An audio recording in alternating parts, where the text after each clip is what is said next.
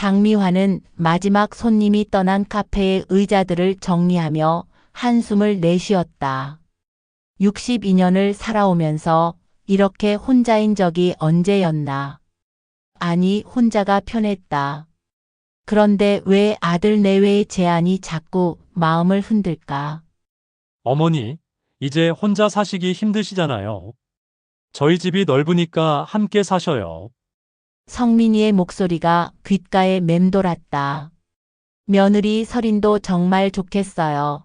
어머님과 함께 살 수 있다면이라며 환한 미소를 지었었다. 그 미소는 분명 진심처럼 보였는데 왜 마음 한구석이 불편했을까? 결국 미화는 30년 넘게 지켜온 카페 위 작은 방을 정리하고 아들 부부의 집으로 향했다. 새하얀 벽과 깔끔한 가구들로 꾸며진 집은 그녀가 살던 공간과는 너무 달랐다. 모든 것이 낯설고 어색했지만 가족과 함께라는 생각에 마음을 다잡았다. 이삿짐을 정리하던 중 부엌 찬장 깊숙한 곳에서 손끝에 차가운 금속이 닿았다. 꺼내보니 녹슨 열쇠 여러 개가 실로 묶인 꾸러미였다. 그 뒤편에는 얇은 장부 하나가 서둘러 밀어 넣어진 듯 구겨져 있었다. 미화는 궁금증을 참지 못하고 장부를 펼쳐보았다. 이름은 없고 오직 숫자와 날짜만이 빼곡히 적혀 있었다. 무슨 의미인지 알 수 없는 숫자들이 규칙적으로 나열되어 있었다. 각 항목 옆에는 작은 체크 표시나 별표가 그어져 있었고 어떤 것들은 빨간 펜으로 동그라미가 쳐져 있었다. 어머님, 뭐 보고 계세요? 갑작스런 설인의 목소리에 미화는 깜짝 놀라 장부를 가슴에 품었다. 설인은 여전히 미소를 띠고 있었지만 그 눈빛은 순간 차갑게 변했다가 금세 다시 부드러워졌다. 아, 아무것도 아니에요. 찬장을 정리하다가. 아, 그거요? 제가 깜빡했네요. 전 세입자가 두고 간 거예요. 버리려고 했는데. 설인이 자연스럽게 손을 내밀었지만 미화는 왠지 모를 불안감에 장부를 내주지 못했다. 그 순간 현관문이 열리며 성민이 들어왔고 어색한 순간은 지나갔다. 그날 밤 미화는 침대에 누워 장부를 다시 들여다보았다. 단순한 전 세입자의 물건이라고 하기엔 너무 체계적이었다. 그리고 설인의 표정 변화도 신경에 쓰였다. 무언가 평범하지 않은 일의 시작이었다. 함께 산 지 일주일이 지났지만 미화는 여전히 이 집에 적응하지 못하고 있었다. 설이는 매일 아침 따뜻한 차를 끓여주고 저녁에는 정성스럽게 차린 밥상을 준비했다. 완벽한 며느리였다. 너무 완벽해서 오히려 부담스러울 정도로. 어머님, 오늘 병원에서 좋은 일이 있었어요. 환자분이 많이 좋아지셨다고 감사하다고 하시더라고요. 설이는 늘 밝은 목소리로 하루 일과를 들려주었다.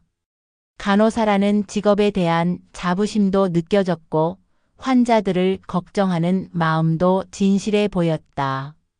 하지만 미화가 설인의 눈을 똑바로 쳐다볼 때마다 그 속에서 무언가 숨겨진 것 같은 느낌을 받았다. 마치 연기를 하고 있는 것 같은, 가면을 쓴 것 같은. 밤이 되면 그 느낌은 더욱 짙어졌다. 첫 번째 밤에는 우연이라고 생각했다. 새벽 2시쯤 옆방에서 들려오는 작은 속삭임. 미화는 잠결에 설인이 누군가와 전화하는 소리를 들었다. 목소리가 워낙 작아 내용은 알아들을 수 없었지만 평소의 부드러운 톤과는 확연히 달랐다. 두 번째 밤에도 똑같은 시간에 전화 소리가 들렸다. 미화는 귀를 기울였다. 아직 안전해. 그쪽은 어때? 알겠어, 조심할게. 단편적인 단어들만 들렸지만 그 긴장감이 벽을 넘어 전해져 왔다. 세 번째 밤, 미화는 잠들지 않고 기다렸다. 시계 바늘이 이실을 가리키자 예상대로 서린의 방에서 희미한 불빛이 새어 나왔다. 이번에는 조금 더 가까이 다가가 보았다. 그 돈은 준비됐어. 내 명단도. 하지만 너무 서두르면 안 돼. 어머님이 눈치채실까봐. 미화의 심장이 쿵쾅거렸다. 그 돈, 명단, 그리고 자신을 언급하는 말까지. 이것은 단순한 야근 관련 전화가 아니었다. 처리는 언제? 다음 주. 알겠어. 그때까지 조용히 있을게. 전화가 끝나는 소리가 들렸다. 미화는 서둘러 자신의 방으로 돌아가 침대에 누웠지만 잠은 오지 않았다. 다음 날 아침, 서린은 여느 때와 다름없이 환한 미소로 아침을 준비하고 있었다. 어머님 잘 주무셨어요? 혹시 어젯밤에 제가 시끄럽게 했나요? 아니, 왜? 간혹 병원에서 응급 상황이 생기면 밤에도 연락이 와서요. 깨우지 않으려고 조용히 하는데. 서린의 설명은 논리적이었다. 하지만 미화의 불안은 더욱 커졌다. 어제 들은 대화가 정말 병원 업무와 관련된 것일까?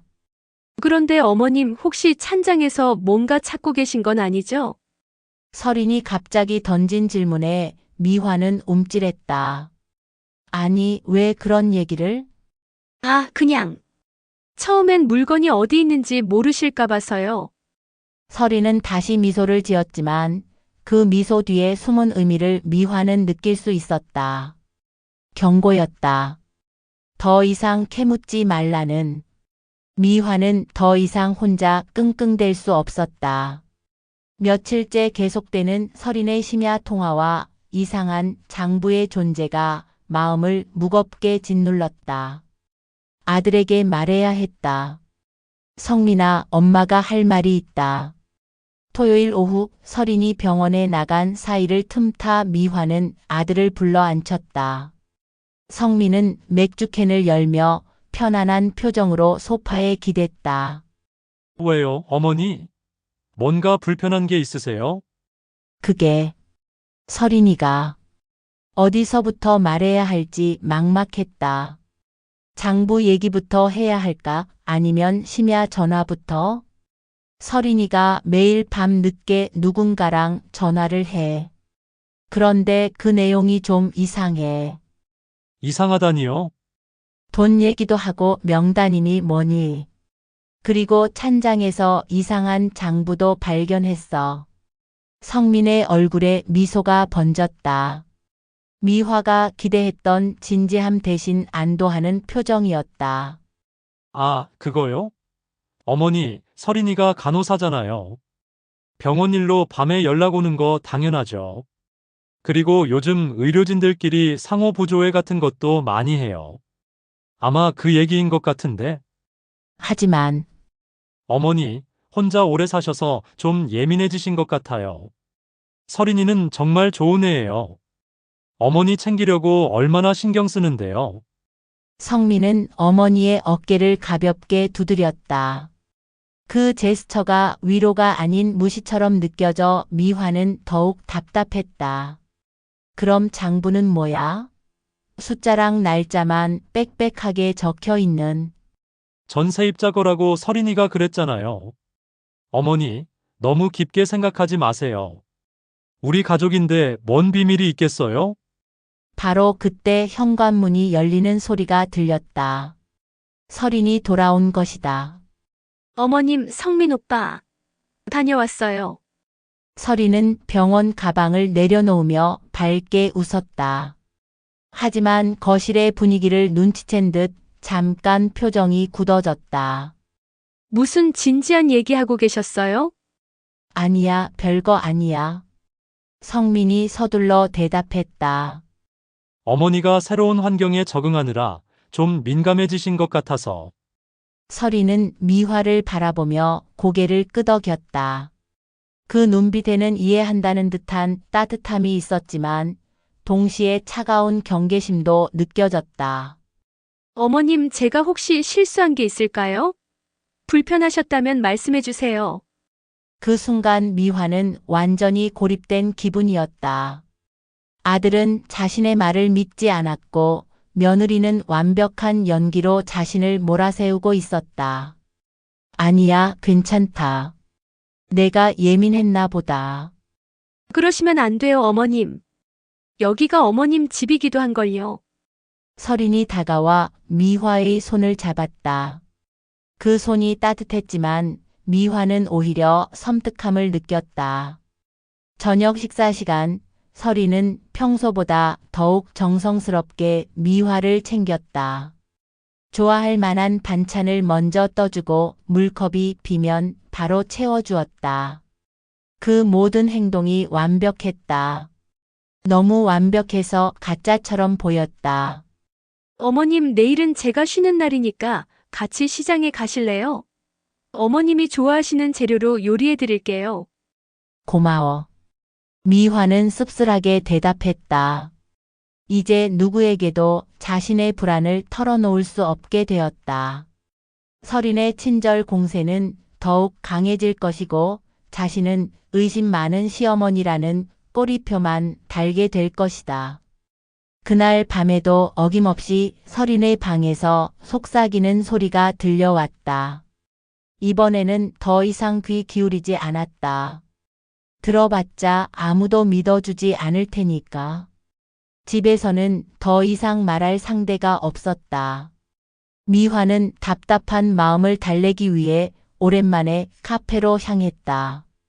새 임차인이 들어오기 전까지 정리할 것들이 남아있다는 핑계였지만 사실은 그곳에서 만날 수 있는 옛 단골 손님들과 이야기하고 싶었다. 카페에 도착하자 반가운 얼굴이 보였다. 김 여사, 30년 넘게 이 동네에 살며 모르는 게 없는 동네 소식통이었다. 어머, 미화 씨. 아들 집에 들어가신다더니 어떠세요? 그냥 그래요. 적응이 쉽지 않네요. 두 사람은 익숙한 자리에 앉아 차를 마시며 이런저런 근황을 나누었다. 미화는 조심스럽게 화제를 돌렸다. 그런데 김 여사, 혹시 우리 며느리 알아요? 한설인이라고 종합병원에서 간호사 하는. 아, 그 예쁜 아가씨. 알죠. 요즘 재단 일로도 바쁘다던데. 미화의 귀가 번쩍 섰다. 재단이요? 네, 뭐 실종자 가족 돕는 그런 거래요. 착한 일 하는 거죠.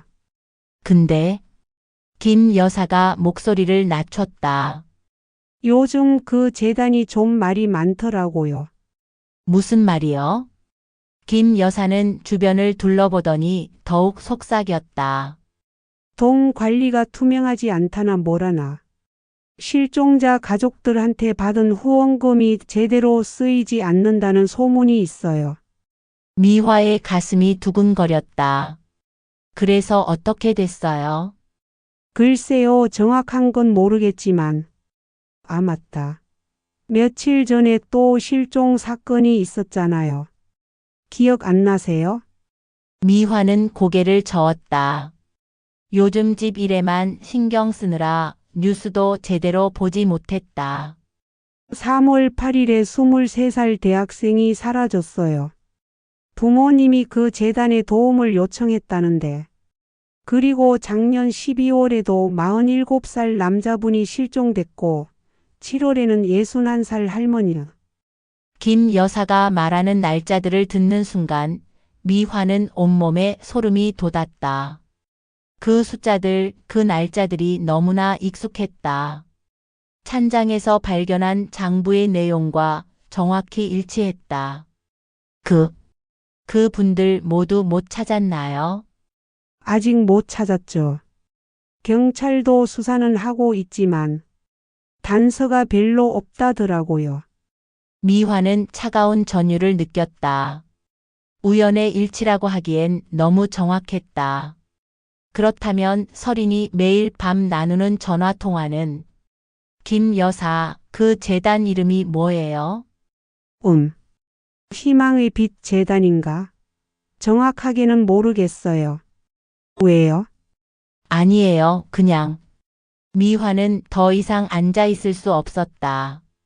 집으로 돌아가서 그 장부를 다시 확인해야 했다. 하지만 동시에 두려웠다. 만약 자신의 추측이 맞다면? 어머, 미화 씨 안색이 안 좋은데 괜찮아요? 괜찮아요. 좀 피곤해서. 집으로 돌아가는 길 미화의 머릿속은 복잡했다. 설인이 정말 그런 일에 연루되어 있는 것일까? 실종자들과 관련된 부정한 일을? 아니면 자신이 너무 의심에 사로잡혀 억지로 연결고리를 찾고 있는 것일까? 하지만 숫자의 일치는 우연이라고 하기엔 너무 명확했다. 집에 도착했을 때 설이는 보이지 않았다. 성민이 말하길 오늘 야근이라고 했다. 미화는 몰래 찬장으로 향했다. 장부는 여전히 그 자리에 있었다. 떨리는 손으로 페이지를 넘기며 김 여사가 말한 날짜들을 다시 확인했다. 틀림없었다. 모든 날짜가 일치했다. 그 순간 현관문이 열리는 소리가 들렸다. 예상보다 일찍 돌아온 설인이었다. 미화는 서둘러 장부를 원래 자리에 넣고 부엌으로 나왔다. 어머님 안 주무세요? 설인의 목소리는 여전히 부드러웠지만 그 눈빛에는 날카로움이 있었다. 마치 미화의 행동을 의심하는 것 같았다. 목이 말라서 물 마시려고. 그러세요. 전 좀 피곤해서 먼저 들어갈게요. 설인이 자신의 방으로 들어가며 문을 닫는 소리가 유독 크게 들렸다. 미화는 그제야 깨달았다. 더 이상 가만히 있을 수 없었다. 하지만 누구에게 이 이야기를 할 수 있을까? 경찰서에 전화해야 할까? 하지만 확실한 증거도 없이 미화는 긴 밤을 뜬 눈으로 보냈다. 미화는 결국 결심을 굳혔다. 다음 날 아침 설인과 성민이 모두 출근한 후 익명으로 경찰서에 전화를 걸었다. 떨리는 목소리로 희망의 빛 재단과 실종 사건들 사이의 연관성에 대해 제보했다. 구체적인 증거는 없지만 의심스러운 장부와 날짜의 일치에 대해서도 말했다. 익명 제보는 접수했습니다만 좀 더 구체적인 증거나 증언이 필요할 것 같습니다. 경찰의 대답은 예상했던 것이었다. 그래도 일단 신고는 했다. 이제 기다려야 했다. 저녁이 되어 가족들이 돌아왔다. 설이는 평소와 다름없이 밝은 표정으로 저녁을 준비했고 성민은 TV를 보며 맥주를 마셨다. 하지만 미화의 눈에는 설인의 움직임 하나하나가 연기처럼 보였다. 어머님 오늘 어디 다녀오셨어요? 설인이 식탁을 차리며 자연스럽게 물었다. 하지만 그 질문 뒤에 숨은 의미를 미화는 느낄 수 있었다. 카페에 잠깐 다녀왔어. 그러셨구나. 김 여사님은 만나셨어요? 미화는 깜짝 놀랐다. 어떻게 김 여사를 만난 걸 알았을까? 응. 우연히 만났어. 그분 참 아는 게 많으시죠. 동네 소식통이라고 하던데. 설인의 말투는 여전히 부드러웠지만 그 속에 담긴 경고의 메시지를 미화는 놓치지 않았다. 더 이상 캐묻지 말라는. 그날 밤은 평소와 달랐다. 새벽 2시가 되어도 설인의 방에서 전화 소리가 들리지 않았다. 오히려 너무 조용해서 더 불안했다. 미화는 잠들지 못하고 뒤척였다. 새벽 3시쯤 복도에서 발걸음 소리가 들렸다. 설인이 부엌 쪽으로 가는 소리였다. 미화는 문틈으로 살짝 내다보았다. 설인이 찬장을 뒤지고 있었다. 장부를 찾고 있는 것 같았다. 잠시 후 설인이 뭔가를 손에 들고 자신의 방으로 돌아갔다. 아마도 그 장부일 것이다. 이제 증거가 사라졌다. 다음 날은 더욱 기이했다. 서린은 하루 종일 집에 있었다. 병가를 냈다고 했다. 미화의 모든 움직임을 지켜보는 것 같았다. 전화벨이 울리면 재빨리 받았고 택배가 와도 서린이 직접 받았다. 어머님 혹시 어디 아프세요? 안색이 좋지 않으신데. 괜찮아. 그럼 다행이고. 아, 그런데 어머님. 서린이 소파에 앉은 미화 옆으로 다가왔다. 혹시 며칠 전에 경찰서에 전화하신 적 있으세요? 미화의 심장이 멈춘 것 같았다. 왜? 왜 그런 얘기를? 아, 그냥. 오늘 아침에 경찰에서 연락이 왔어요. 저희 재단에 대한 익명 제보가 있었다면서 몇 가지 물어보더라고요. 서린은 여전히 미소를 짓고 있었지만 그 눈빛은 차갑기 그지없었다. 물론 모든 걸 다 설명했죠. 우리는 합법적으로 운영되는 재단이고 실종자 가족들을 진심으로 돕고 있다고. 경찰도 이해하시더라고요. 미화는 아무 말도 할 수 없었다. 입이 바짝 말랐다. 시간은 흘러 밤이 되었다. 성민은 회사 회식이 있다며 늦을 거라고 연락했다. 집에는 미화와 서린만 남았다. 밤 11시쯤 서린이 미화의 방문을 두드렸다. 어머님 잠시 이야기할까요? 문이 열리고 서린이 들어왔다. 평소의 부드러운 표정이 아니었다. 차갑고 날카로운 지금까지 한 번도 보지 못했던 얼굴이었다. 어머님 이제 우리 가족이니까 서로 비밀은 없는 게 좋잖아요. 그 순간 창밖으로 파란 불빛이 번쩍였다. 경찰차였다. 사이렌 소리는 없었지만 여러 대의 차량이 집 앞에 멈춰 서는 소리가 들렸다. 미화는 안도감과 두려움이 동시에 밀려왔다. 자신의 제보가 받아들여진 것일까? 아니면 다른 이유일까? 서린은 창밖을 바라보더니 다시 미화를 향해 미소를 지었다. 하지만 그 미소는 지금까지 본 것 중 가장 무서운 것이었다. 어머님 정말 흥미로운 밤이 될 것 같네요. 현관문을 두드리는 소리가 울렸다. 경찰입니다. 문 열어주세요. 서린의 눈빛이 미화를 향해 고정되었다.